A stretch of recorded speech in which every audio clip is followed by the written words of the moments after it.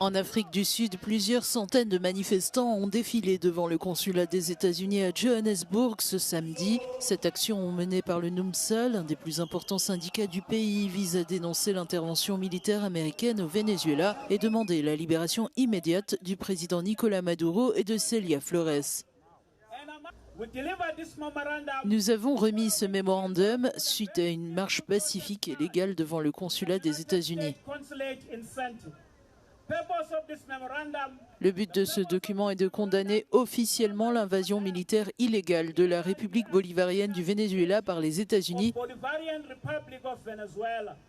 et d'exiger la libération immédiate du président Nicolás Maduro et de notre camarade Célia Flores.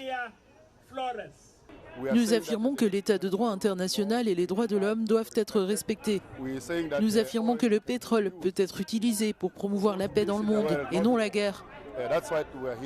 C'est pourquoi nous sommes ici, pour exprimer notre solidarité avec le peuple vénézuélien et nous continuerons nos actions jusqu'à leur libération. Devant l'ambassade américaine, les manifestants ont exprimé leur solidarité avec les Vénézuéliens, réclamant le respect du droit international dans un contexte de tension provoqué par les opérations militaires américaines. Au nom de l'African National Congress, nous tenons à saluer les travailleurs sous la direction du NUMSA pour nous avoir tous unis sous la bannière de la solidarité internationale contre l'agression impérialiste et contre la dictature d'un homme qui veut briser la souveraineté de chaque nation.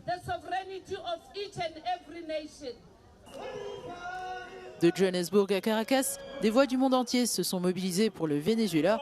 Sur place, la présidente par intérim Delcy Rodriguez a appelé à des accords avec l'opposition, marquant un tournant possible dans la crise politique du pays.